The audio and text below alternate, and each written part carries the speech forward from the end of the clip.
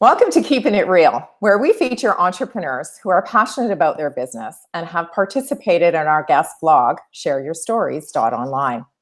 Today, I'd like to introduce you to Alexis Gladstone, who's a business consultant working with companies that are interested in enhancing their corporate culture and developing female leaders.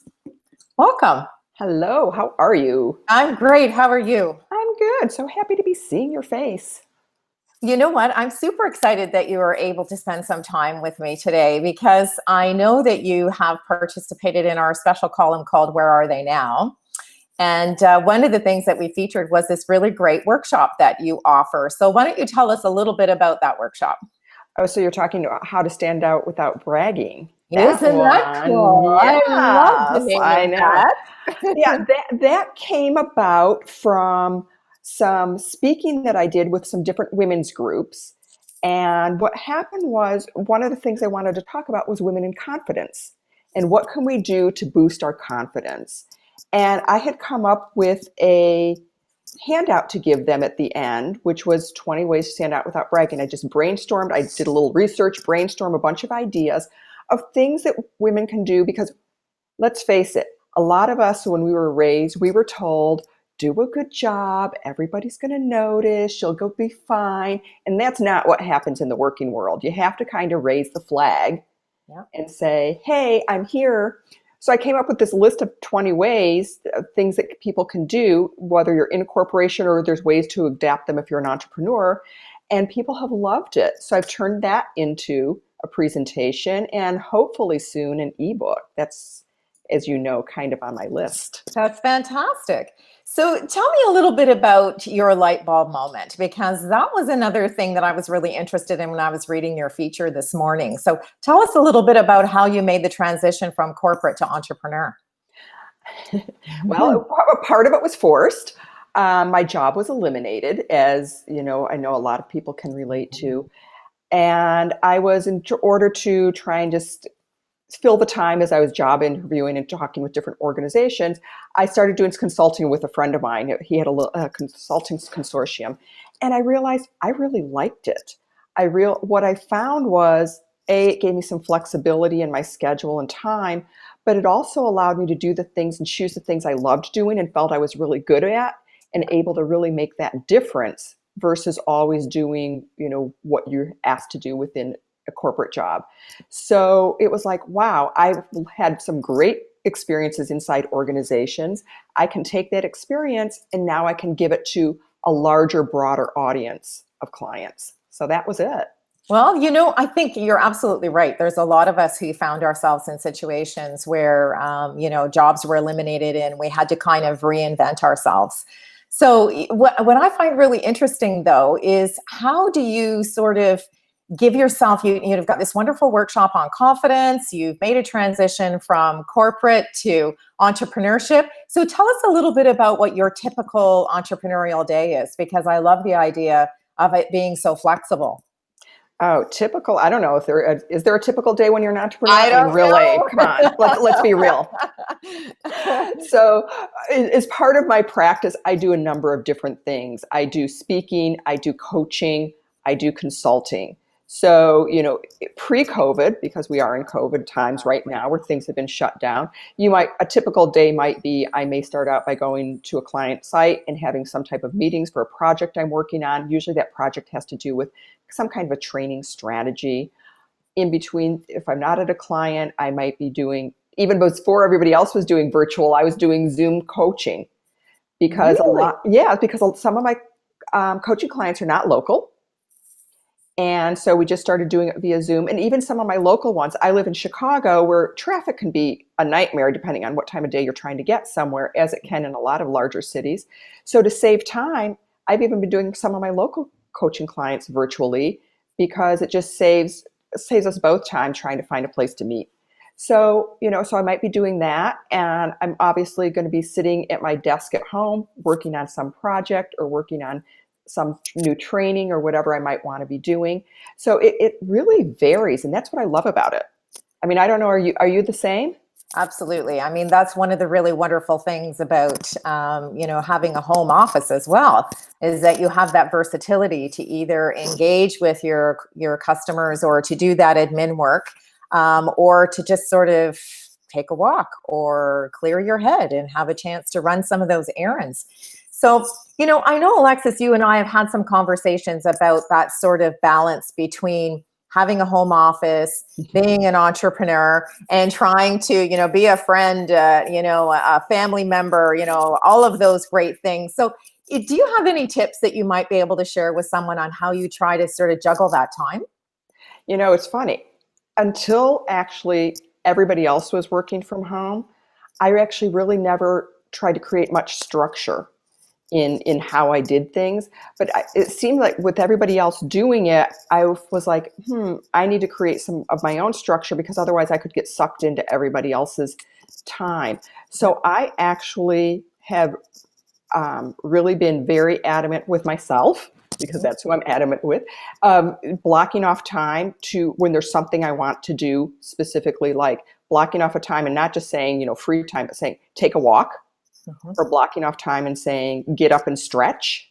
Yeah. Or I've gotten really good, and this is new for me, I actually, unless I'm expecting something really critical from a client, I don't look at my emails much past 8 o'clock. Oh, fantastic.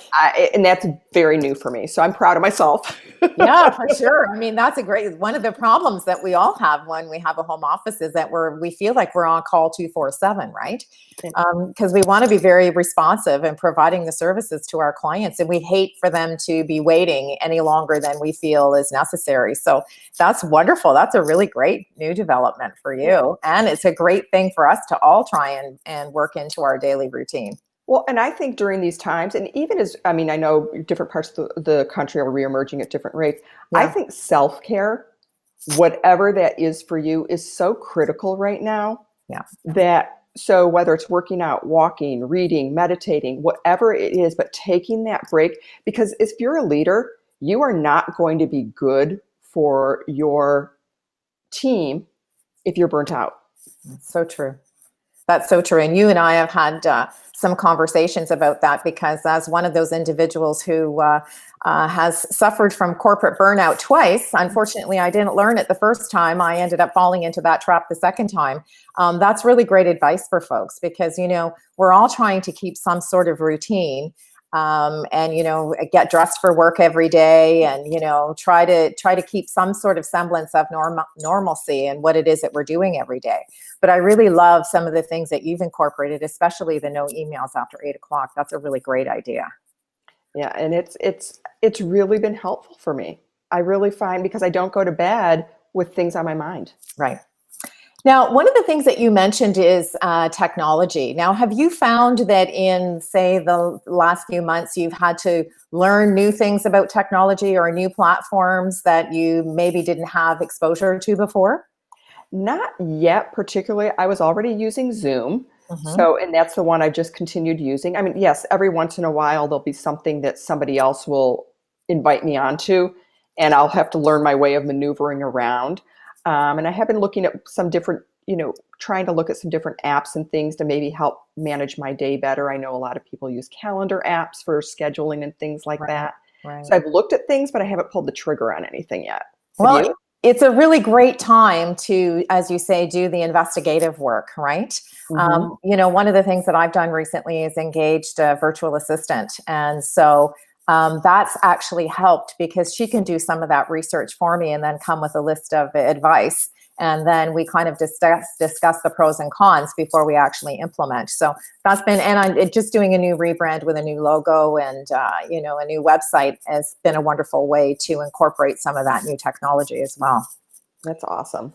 So one of the things that's on that we participate in the guest blog is we always talk about 3 words of advice. And I'm just going to put my glasses on to read your 3 words of advice. And they are authentic, mentor, and relationships. So tell us a little bit about why you chose those 3 words. I love talking about all 3 of those. I think authenticity, especially now, being authentic in who we are, being authentic leaders, being vulnerable leaders is really, really critical, because we really have to be open in order for other people to be open and be able to move through all of this change that we're going through. So authenticity, and I think it took me a long time to find my authentic voice in business. So I think that's why it's also important to me. Yeah. Mentoring that's my jam. I love being a mentor. I have had mentors.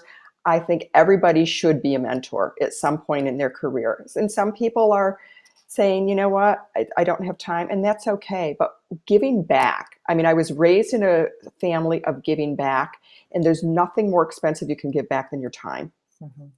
So that's what I love to do. And I just love helping people grow and develop and be there for them. And then relationships, I think business is all about relationships. Mm-hmm. Mm-hmm. What people say, well, if you're not in sales, it's not relationships. I'm like, no, absolutely. I mean, look at the relationship we've built that started it still is virtual, Yeah. although we at least can see each other. Yeah. Relationships are kind of the key to business, because even a relationship that you have tangentially now, you never know 3-5 years from now when your paths are going to cross in a different way and something new might come of it. So building the relationships and being able to do that in an authentic way is my third one. Well, you know what? I absolutely love your 3 words of advice. And I'm just going to give a little teaser to the folks who have joined us today, because I'm really super excited that we're going to be doing the first mastermind workshop in September. And we're actually going to introduce folks to your workshop on the marketing without bragging. So we'll talk about that a little bit later on in the summer. We'll get together again, and we'll certainly do an introduction to that session so that folks can really join us and hear a little bit more about your 20 tips. I'm excited about that. That's going to be awesome. It is, absolutely. So thank you very much, Alexis, for spending some time with me today. And for the folks who have joined us, I hope we've given you an opportunity to introduce you to the person behind the logo in another edition of Keeping It Real. Thank you. Thanks.